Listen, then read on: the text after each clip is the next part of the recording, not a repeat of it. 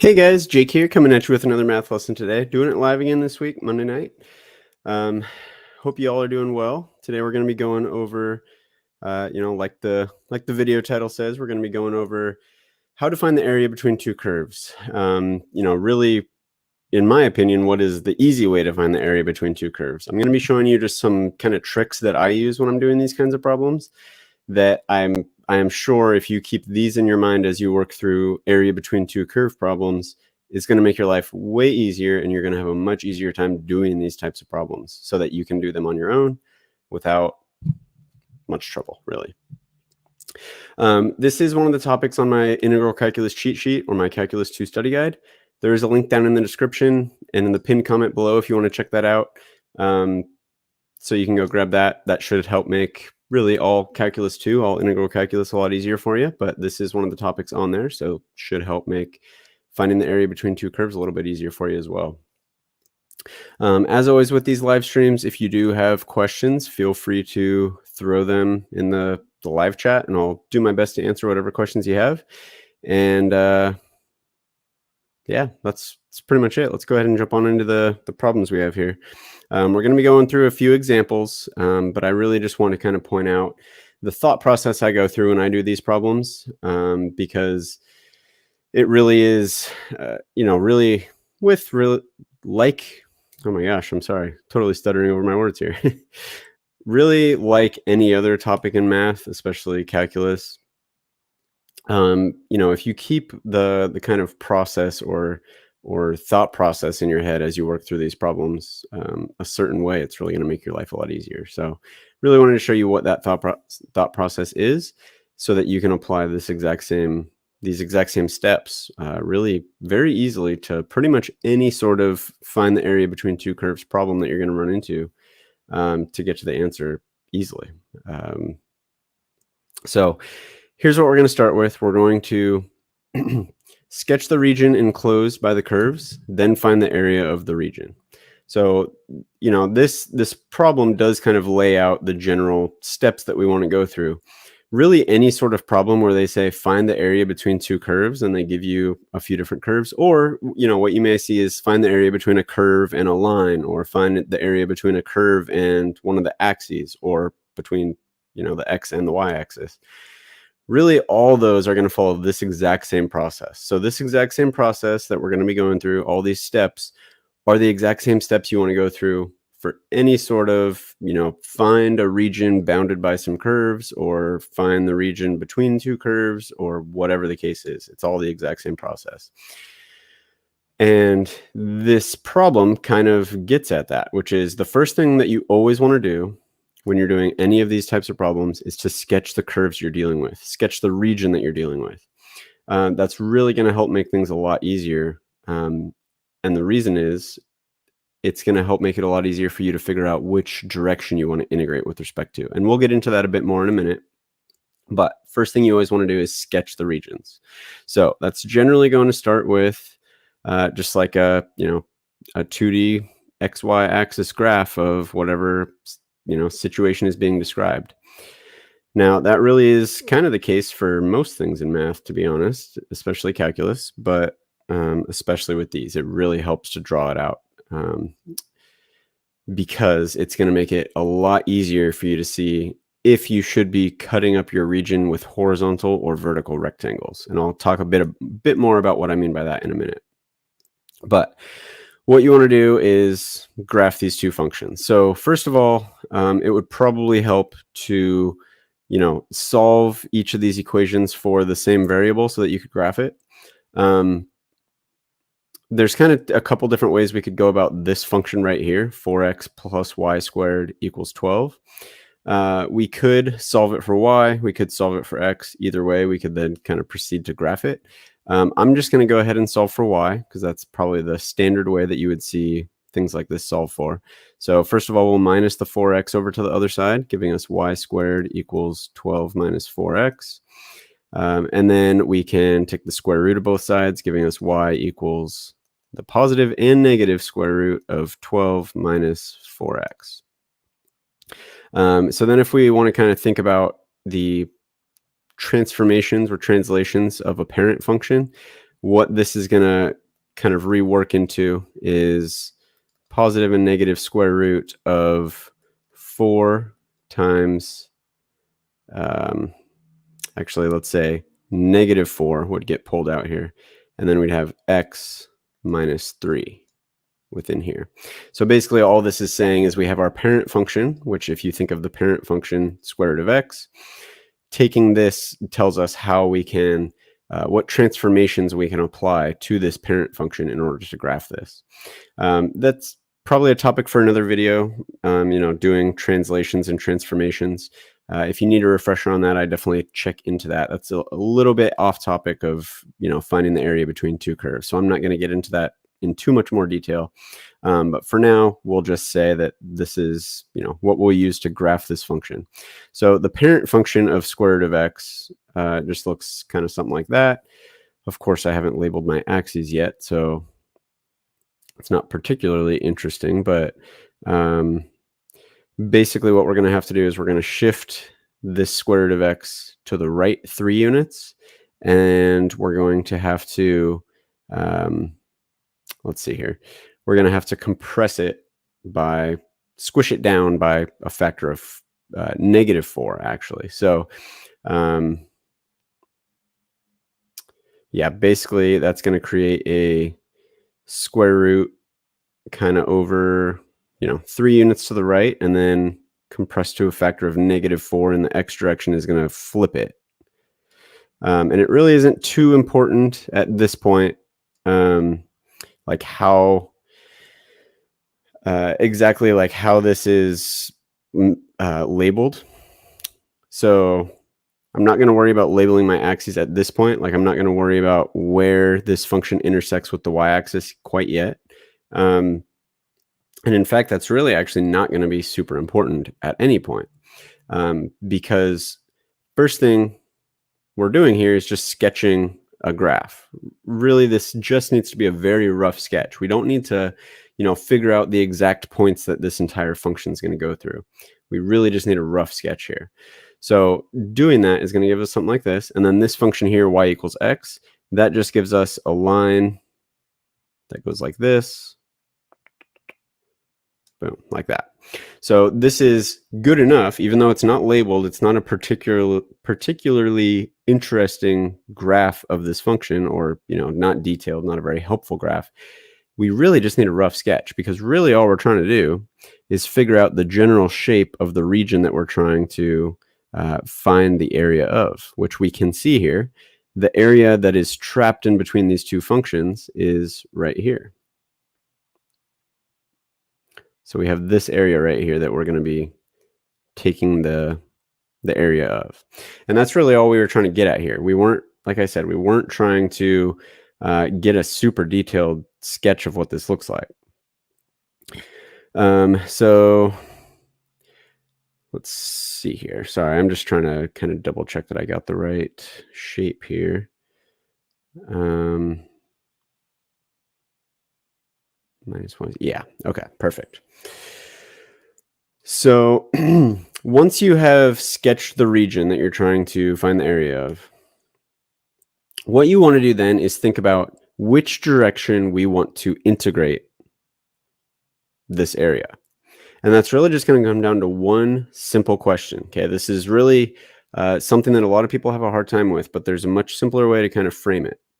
All you need to think about is, do we want to take horizontal chops of this area, or do we want to take vertical chops of this area? So if we imagine, you just want to, what I typically do is I just imagine each option. If we were to take horizontal chops versus vertical chops, what would that look like? Well, actually, let me do this here. Let's see if I can do this in the way that I want to here.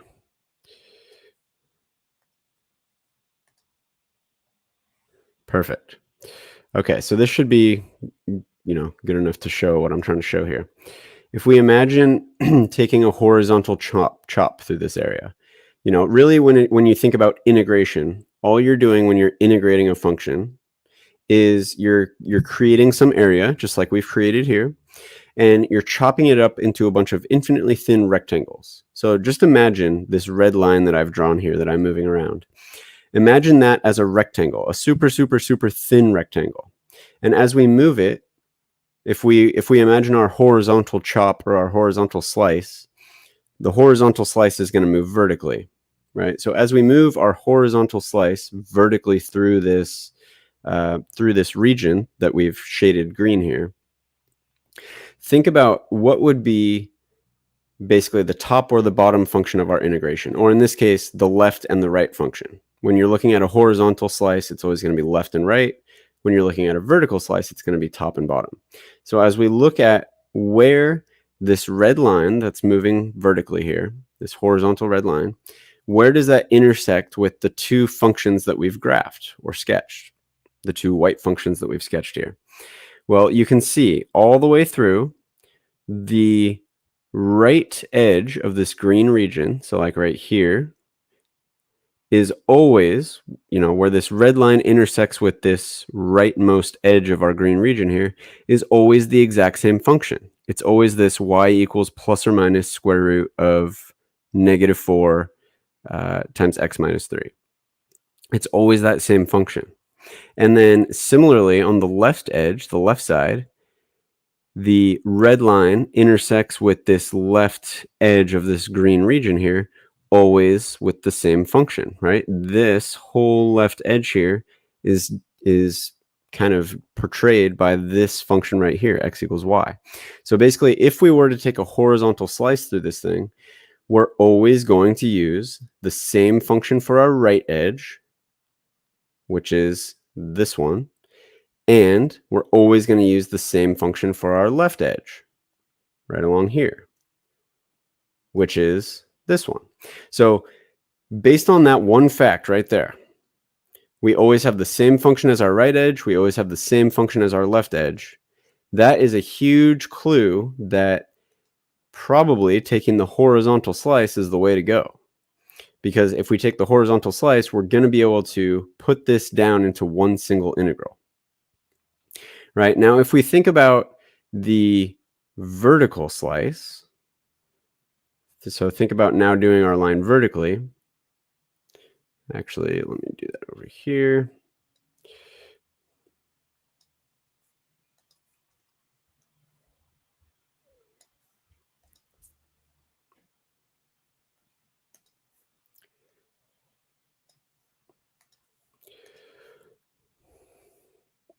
Okay, so if we now go through this green region with a vertical slice, notice what happens.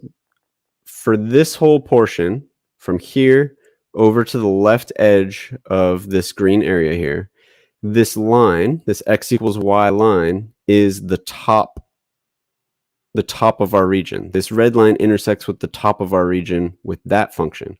But then as soon as we get to this point right here, all the way to the right edge, basically the top of this green region, where it intersects with this vertical red line, is now given by this function here. So basically to the left of this section here, we have a different top of our green region than we have over here. So as a result, if we were to find the area of this region using a vertical slice, we would have to split this into two separate integrals because our top function is different to the left and to the right of where this line is currently. So as a result, we want to do horizontal slices. So we want to imagine cutting this green region up into a bunch of infinitely thin horizontal slices. Okay. So now when we're doing that, knowing that fact, we can go ahead and get our integral set up. So getting our integral set up is going to be using the formula that is on my integral calculus cheat sheet. Again, link is down in the description below if you want to check that out, or the pinned comment. Should be a huge help to you as you work through integral calculus. But now we want to set up our integral, and our integral is just going to be, we'll just set up the function that we're going to integrate first. We'll worry about the bounds of that next. So the first thing we want to do is think about, as we imagine this horizontal slice going through our function, what is the top and the bottom of this region the whole way through? Or in this case, the left and the right. And like we said before, this line right here is always going to be the left of our region. And then this parabola, this sideways parabola, which is given by this other function here, is always going to be the right edge of our function. So basically we know this is always the right, and this is always the left. Well, when you're integrating, when you're slicing your region horizontally, what you want to keep in mind is instead of thinking of it as the top and the bottom, like I said, think of it as the right and the left. This is kind of weird, but you want to treat the right side, so this parabola here, or this sideways parabola, you want to think of that as the top of the region because it is in the positive x direction, right? As x goes off to the right, it's positive. So basically this function has higher x values than this function does. So we want to think of this as our top function and then this as our bottom function. So when we set up our integral, because whenever you're trying to find the area between two curves, it's always just going to be the top function minus the bottom function. Well, the top function is going to be this right one, this one right here, and our bottom function is going to be this one. However, here's the problem. What we need to do first, since we're going in the horizontal direction, we need to solve both of these functions for x. We solved it for y previously because that's typically easier to graph, but we need to solve it in terms of x now because what we're going to be doing is integrating it with this horizontal slice, which means if we're treating this as our top function, the point that we want to kind of look at for this slice right here is going to be based on the x value right here and the x value right here. So we need to solve both of these for x in order to integrate that. So what we're going to do, we're going to minus the y squared over to the right, giving us 4x equals 12 minus y squared. And then we can divide both sides by 4, giving us x equals 3 minus 1/4 y squared. Okay, so now this is our top function, and this is our bottom function. So we would just do the integral of 3 minus 1/4 y squared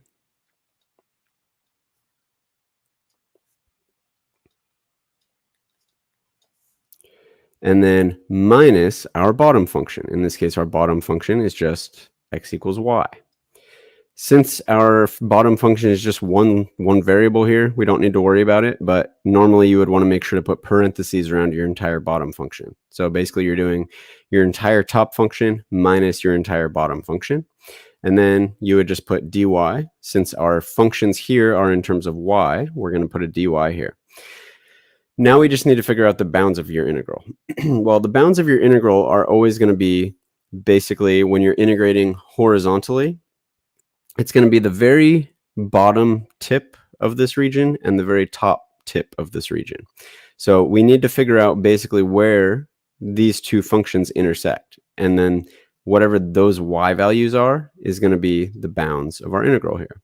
So to figure that out, to figure out what y values make these functions intersect, all we have to do is set these two equations equal to each other and solve for y.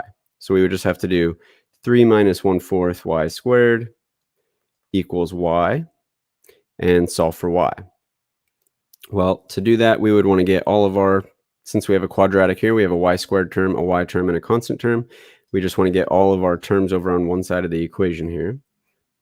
So we would minus the y over to the other side, plus 3 equals 0. And then we could try and factor this out. This is going to be probably kind of difficult to factor. So what we could do instead is just use the quadratic equation. So the opposite of b, the opposite of lowercase b, plus or minus the square root of b squared. So negative 1 squared. Opposite of lowercase b plus or minus the square root of b squared minus 4ac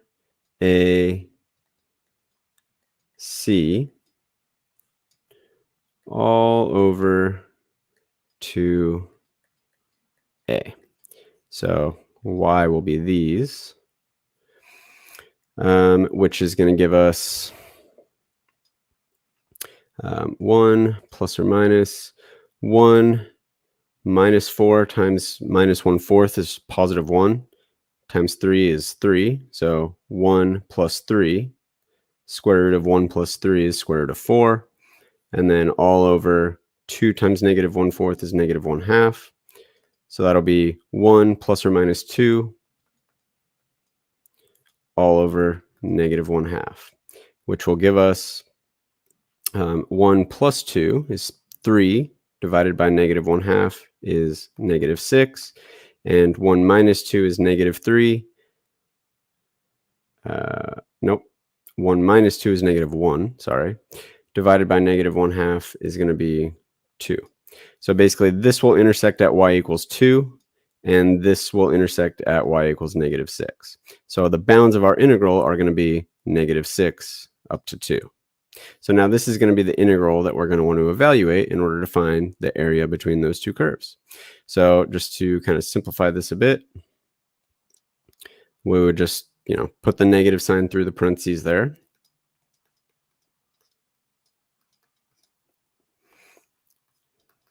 Then we could integrate this using the power rule. So that's going to give us 3y minus raise the power by 1, making it y to the third, divide by the new power, making it negative 1/12 out here, and then 1/2 y squared. So that just uses the power rule. And then we would just evaluate this from negative 6 to 2. So I'll leave this for you to go ahead and finish, but you would basically just plug in 2 for y.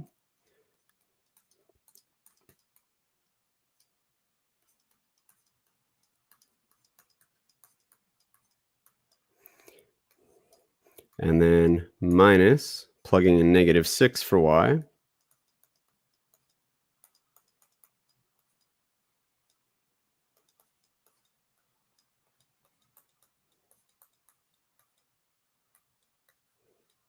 And then find the difference between those two things, and then that would be the area between those two curves. So really at this point, it's just a matter of plugging that into a calculator, essentially.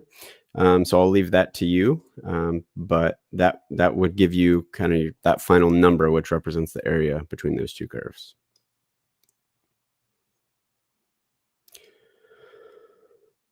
All righty. Not seeing any questions in the chat here, so we'll go ahead and keep on moving along. All right, so we're going to go through these next few examples a little bit quicker.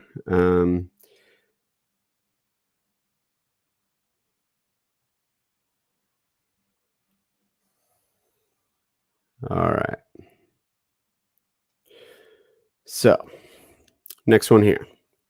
Sketch the region enclosed by the curves, then find the area of the region. Same kind of thing as the last example we just went through. First thing we always want to do with these problems, whenever we're finding the area between two curves, we always want to start by sketching them. That's really just going to help you figure out which direction you want to integrate with respect to. So y equals ln of x, that function just looks something like this. X times y equals 4. We would just pretty much want to solve that for y. So that would give us y equals 4 over x. So that function is going to look something like this. Okay. And then x equals 1 and x equals 3. So x equals 1 is going to be a vertical line right here. So the only reason that I can tell you that, quickly without really doing any calculation is the natural log of 1 is 0. So natural log, this function right here, equals 0 at x equals 1. So they're going to intersect right there. And then x equals 3 would be a vertical line somewhere over here. So you can see pretty clearly from graphing these two functions, we have kind of these two different areas here, actually, in this case, that are trapped between all of these functions. So what we're going to be doing is we're going to be finding basically these two separate areas. So again, thinking just really, I'm going to go, like I said, a little bit quicker through this example than I did the last one. If you want to check that out, just go ahead and rewind the live stream a bit. But let's think about a vertical line going through this region versus a horizontal line. Okay, so first of all,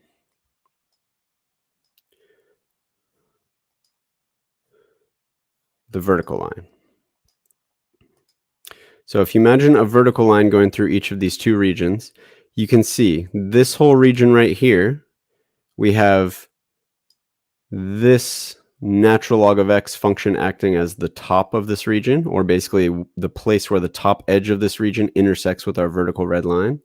And then this function right here, the 4 over x, being the bottom edge of this green region where it intersects with our vertical line.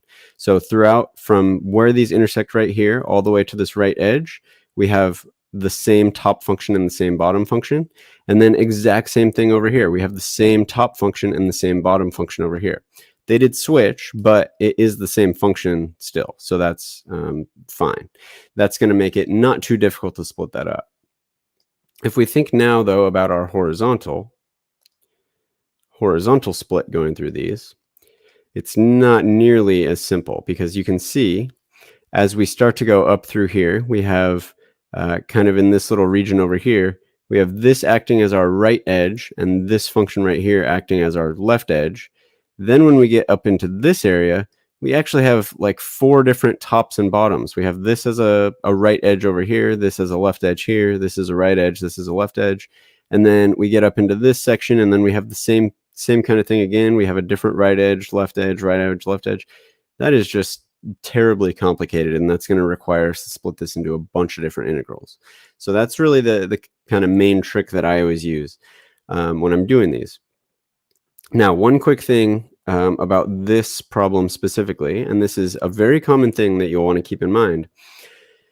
Whenever the left and right edge of your region are given by x equals a constant and x equals a constant, typically that is a good sign that you're going to want to integrate using vertical splits, because what that means is the left edge and the right edge are going to be nice and consistent with that vertical split. Your left and right edge of your region are going to be created by a vertical split, basically.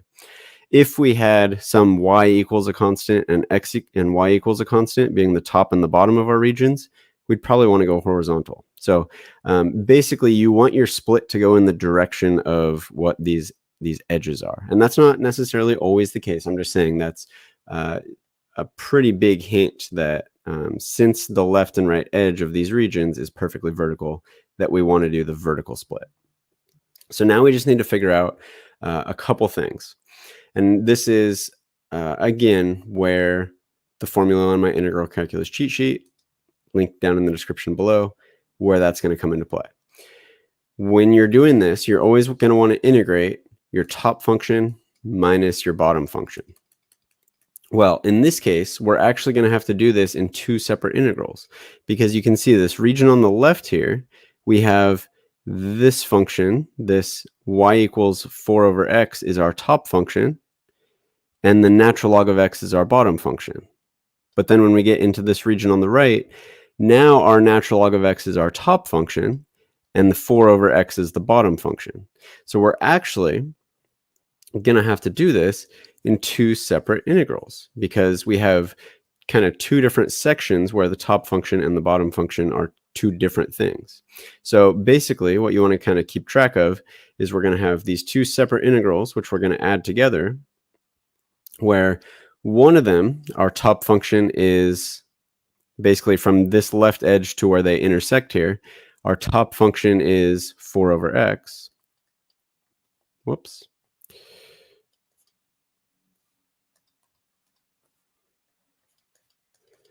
And our bottom function that we're going to subtract out from is the natural log of x.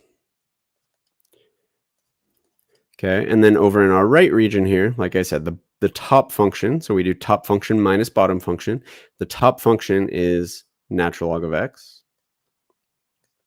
And our bottom function is 4 over x dx. Okay, so now we need to figure out the bounds of our integral.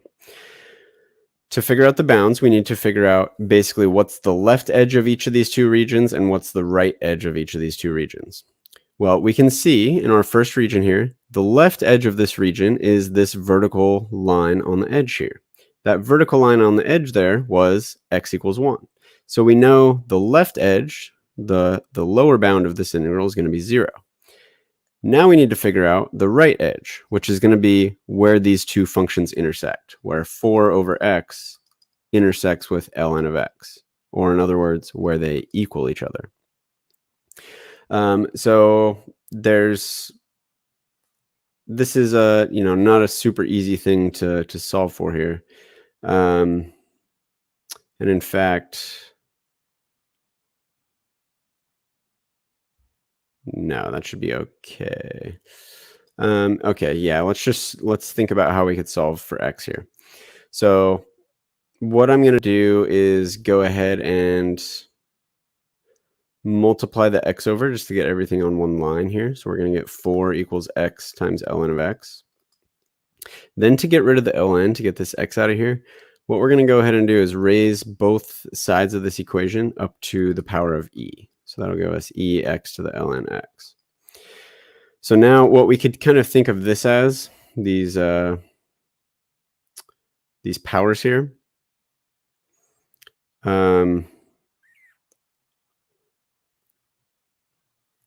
Actually, what's going to be the better way to do this here?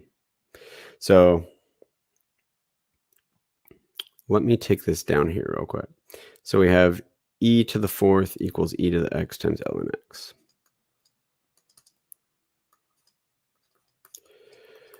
So whenever you have powers being multiplied like this, what this could kind of be the opposite of, or where this could have come from, is if you have a power raised up to a power. So if we have like a to the b to the c, that can be simplified by multiplying the powers and just having it in one power like that. So what this could have come from was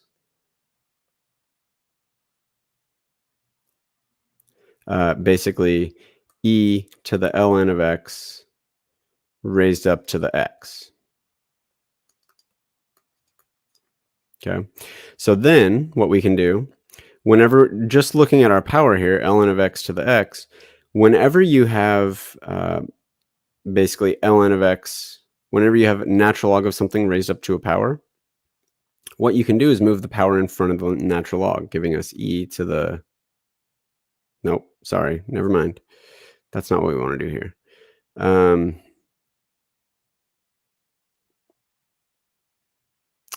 I'm sorry about the delay here.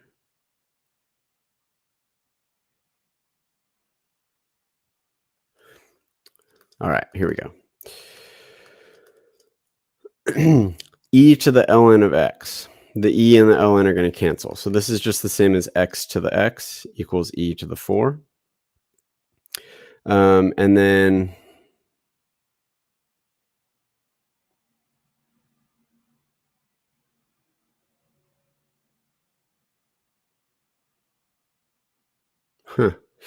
okay, sorry, let me just check something here.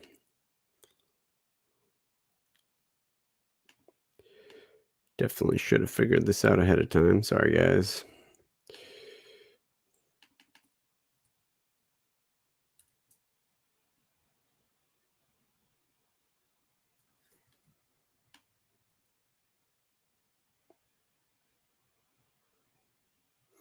This is what happens when you do it live sometimes.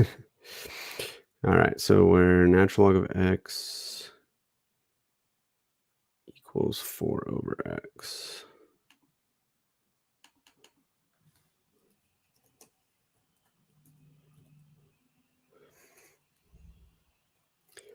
So I guess this is a good time to just mention a quick kind of lesson in kind of how I figure things like this out. What I do like to do sometimes is just kind of look up, plug stuff into like Wolfram Alpha, just to at least get a hint. Of course, that's not really, helpful in figuring out the steps, but sometimes doing that can show you something that maybe you weren't thinking of, and you can kind of piece your way through it. Know to look out for that, in the future.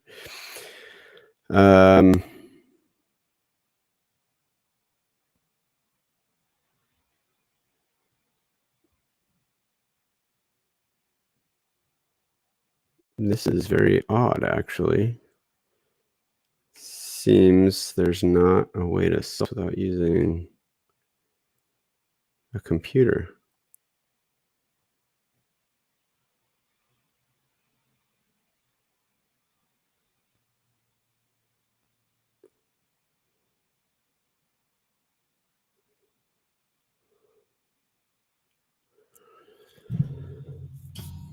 Hmm.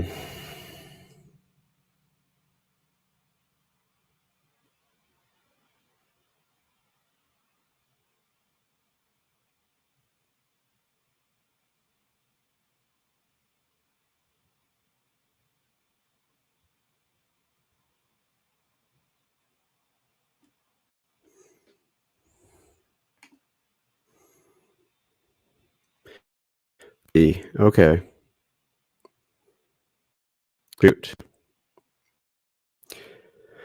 All right. We need to go back a little bit here. I made a mistake with my drawing here. So I am very sorry about that. Sorry to create more confusion out of this.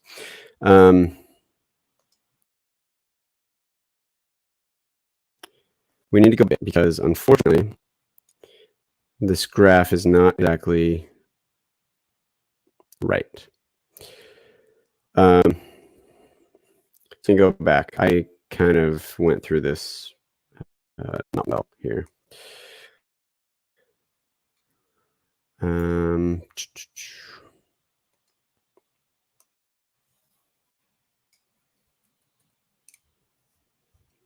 it.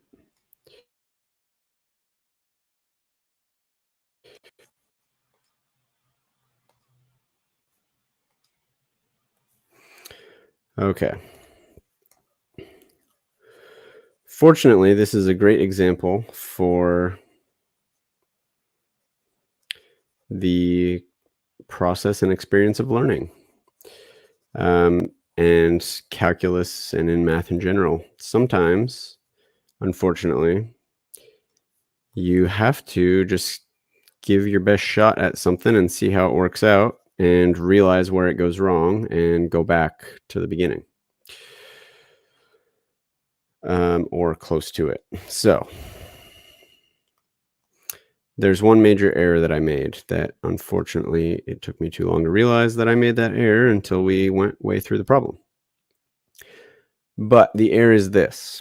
It was in our sketch, okay? So what I said before about this x equals 1 and x equals 3 being the edges of our area still stands. That is definitely a huge clue that we're going to want to do vertical slices of our area. So what we want to think about, what I had here, sorry, I should have kept this. We still do want to say y equals 4 over x. I should have been more careful in my sketching to get a better idea of our top function and our bottom function. Y equals the natural log of x was right. It does look like this. However, what I was wrong about, or what I did not consider carefully enough, let's think about just kind of in this area from like x equals 0 to x equals 3, what this function really looks like.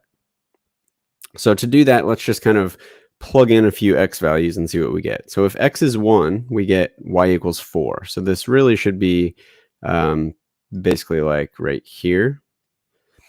This point, or this function, is going to go through this point.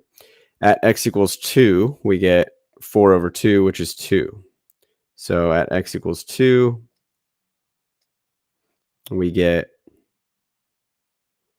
basically like here. And then I should probably be a little more careful about my graph of natural log of x now that I'm labeling my axes here. Let me redo that. It is going to go through this point here, 1, 0. And then natural log of x, if we were to plug in, if we plug in e, which is like 2.7, so right here, we would get 1. So actually, it's a little bit sharper of a curve here. We're going to come like this. That's what natural log of x is going to look like. So then for 4 over x, we're going to get at x equals 2, we have this point here. At x equals 3, we have 4/3. So at 3, we're actually a little bit up here-ish. So really, this function 1 over or 4 over x is going to look like this.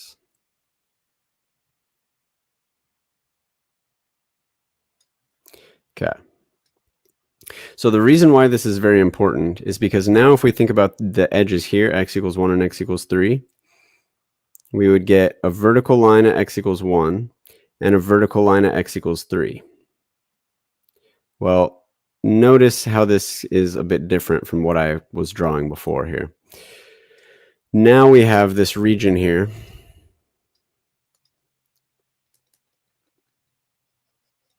where all the way through the whole region, this vertical line here is just our left edge, and this vertical line here is our right edge. 4 over x is the top of this region all the way through, from left edge to right edge, and natural log of x is the bottom edge of this region all the way through, from left edge to right edge. So we actually have something easier than what I initially drew. So that's, a good lesson for you. Be careful about your sketching of your curve, because it is really important to kind of figure out how these two curves are related to each other. And how we could have probably avoided the mistake I made before was to just plug in some points, right? It really can be that simple sometimes.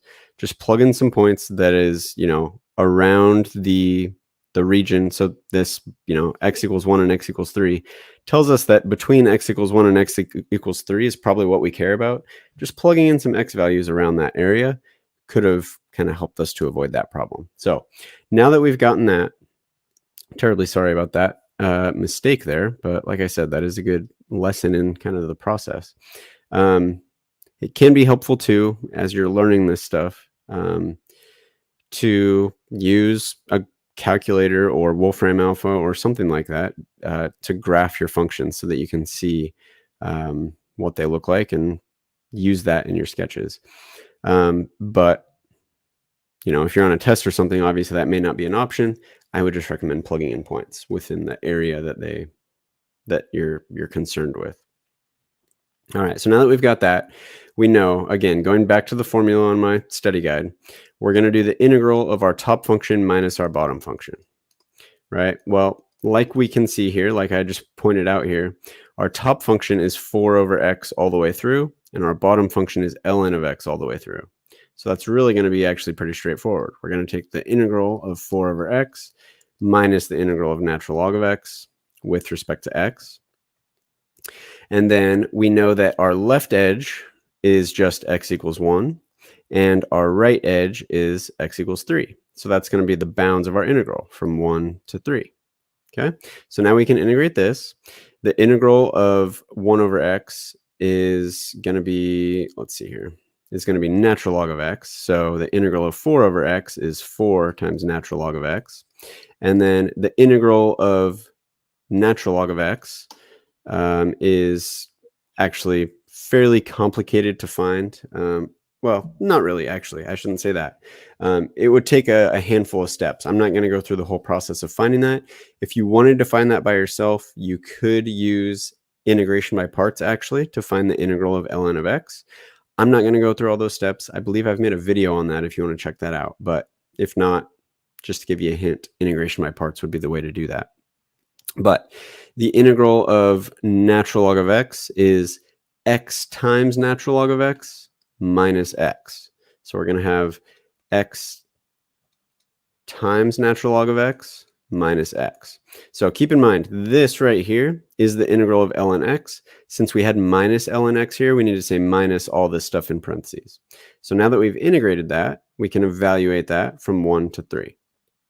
Before evaluating that, though, I'm going to go ahead and simplify this by distributing our negative sign. So we're going to get 4 ln of x minus x ln of x plus x from 1 to 3. So now to evaluate this from 1 to 3, we would just plug in 3. So we would get 4 ln of 3 minus 3 ln of 3 plus 3.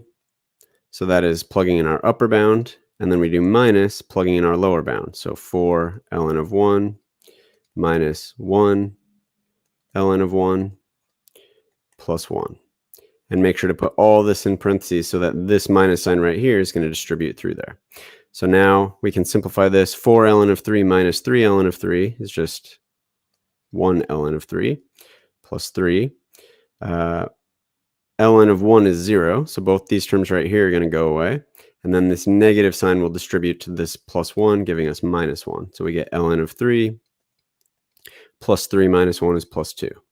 And that is going to be the area between these two curves that we had here to start.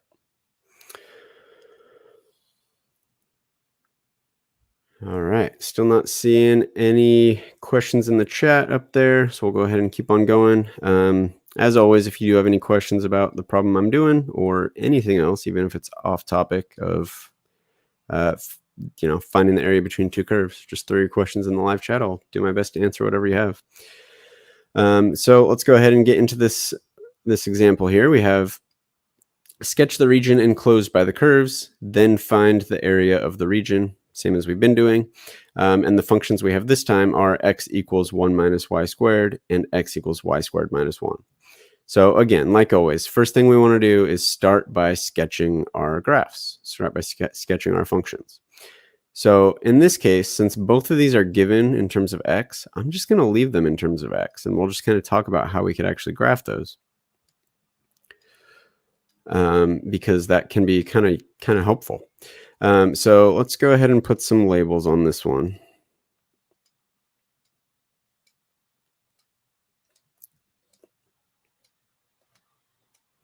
So first of all, basically what we want to kind of think of, obviously you're probably more familiar with the opposite here. So like if you had y equals 1 minus x squared, y equals x squared minus 1, I'm sure you might be familiar with how to sketch those. You would, those would give you two different parabolas.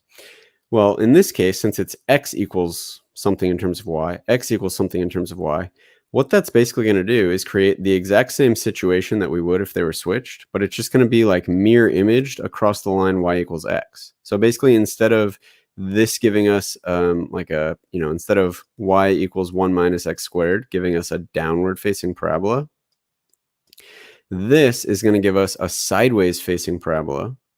How do we know which way it's going to face? Well, the coefficient of our y squared term is negative. So it's going to be opening up toward the negative y direction, or the negative x direction, I'm sorry. Just like this one with the negative coefficient in front of the x squared term is opening up toward the negative y direction. This one is going to open up in the negative x direction. So it's going to look something like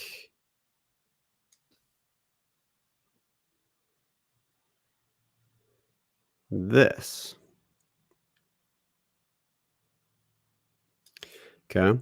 And the reason I put it here is same kind of thing as what this would do. This would be just a downward facing parabola shifted 1 unit up.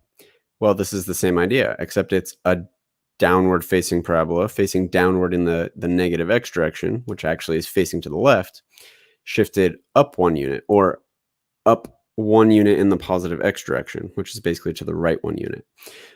So essentially all we're doing is, instead of thinking of it as up and down, think of it as left and right, where right is the positive x direction. So that would be like the equivalent of up in the y direction.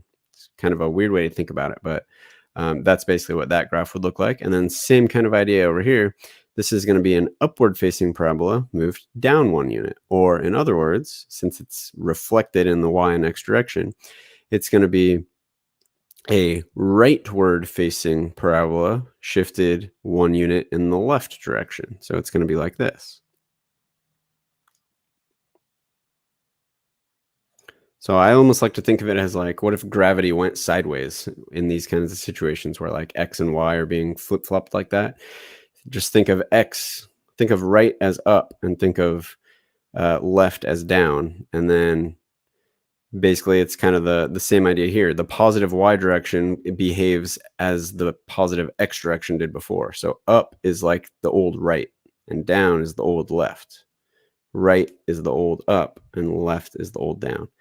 I don't know if that makes things more confusing, but you could definitely, just like we kind of talked about in the last example, plug in some points and see what you get. You should get something that looks like this. So now we want to think about, do we want to take horizontal slices or vertical slices? Well, let's think about our slices here.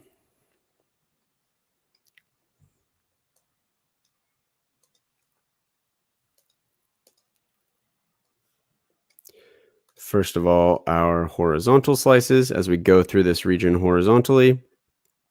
This red line is going to intersect basically on the right side of this region with this parabola right here all the way through from top to bottom of our region. This is the right edge that intersects with our red line here. And then similarly, this parabola over here is the left edge of this region intersecting with our red line all the way through. So this would be our left all the way through. This would be our right all the way through. Okay, so that's not bad. That's a pretty good sign that probably doing it horizontally might be a good option. But let's think real quick about what would happen if we do it vertically.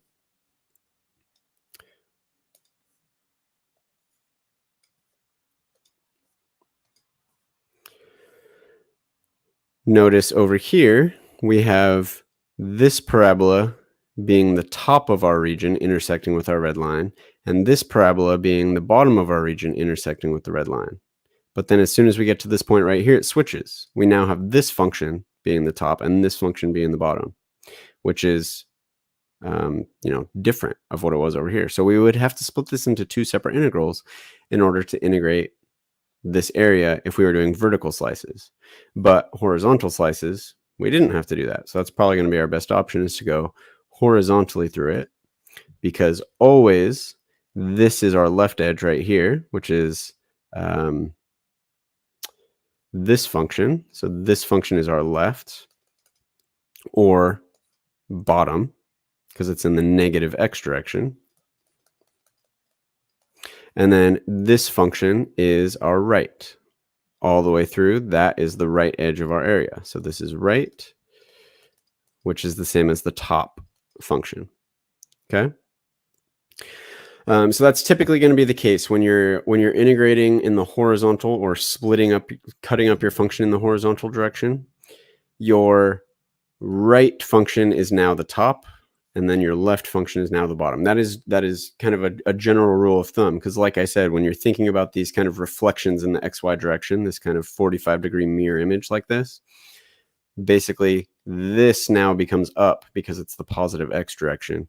And this now becomes what used to be right because it's the positive y direction. And therefore, this is down and this is left. So it's kind of a weird way to reorient the way you're thinking about the x and y axis. But that's kind of the way that it's going to always end up working out. So now to use the formula for my integral calculus cheat sheet, again, the link to that is in the description. It's available for instant download. It's only a few bucks. Should save you a ton of time and effort working through integral calculus. We're going to set up our integral as the top function of our region minus the bottom function of our region. That's kind of the simple way to think about it. So the top function, like I said, is going to be this one right here, 1 minus y squared. And we'll go ahead and put that in parentheses. And then we're going to do minus our bottom function, which is x equals y squared minus 1. So then we'll put y squared minus 1. We're going to integrate with respect to y. And then we need to figure out what are the edges here. Basically, what is the y value that the y value range that this region takes up? Well, you can see this region goes from here up to here in the y values. So basically where these two functions intersect with each other. So if we want to figure out where they intersect, we just set them equal. So we get 1 minus y squared equals y squared minus 1 and solve for y. So we would add 1 to both sides, giving us 2. We'll add this y squared over here, giving us 2y squared. Divide both sides by 2. Take the square root of both sides, giving us y equals plus or minus square root of 1, which is just plus or minus 1. So whenever you take the square root of both sides like this, you always need to take the positive and negative square root. So plus or minus 1 is going to be the bound. So we're going to have minus 1 here, positive 1 here, and now we can go ahead and integrate. So first thing we want to do is distribute our negative. So we're going to have 1 minus y squared out here, minus y squared, minus negative 1 is plus 1. Now keep in mind we haven't actually integrated yet. Now we can combine our like terms before we integrate. So 1 plus 1 is 2. Negative y squared minus y squared is negative 2y squared. Okay, and now we can actually integrate. So we can integrate this using the power rule. So we would raise our power by 1, divide by our new power, and then plus the integral of a constant is just 2 times whatever your variable is. Since we have a dy here, our variable is y. And then we would evaluate this from -1 to 1, which just means plugging in your upper piece here. So -2/3 times 1 to the third plus 2 times 1. Put all this in parentheses, minus all in parentheses, whatever you get from plugging in your lower piece. So 2/3 times -1 cubed plus 2 times -1. 1 cubed is just 1. So that gives -2/3 plus 2 minus -1 cubed is -1 times -2/3 is +2/3. But then we have this minus sign here. So it's going to be -2/3. And then -1 times 2 is -2. Then we have this minus sign distributing in. So we're going to get +2. So we have 2 plus 2 is 4. -2/3 minus 2/3 is -4/3. If we want to add fractions, we need to get a like denominator. So the like denominator here will be -4/3 plus 12/3, which gives us 8/3. So 8/3 would be the area between these two curves within this region here.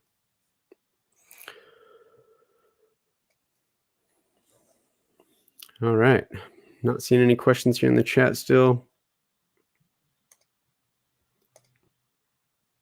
So we'll go ahead and wrap things up there. If you found this video helpful, please do me a huge favor and hit that like button down below. Be sure to subscribe to my channel too and hit that bell icon so you're notified of all my new videos and when I'm going live. And hope to see you back next week, and we'll keep grinding through calculus. Been doing a lot of integral calculus videos lately, so we'll probably keep up with those. But if you do have questions about something else, be sure to drop it in the comments, and I'll see you next time. Thanks.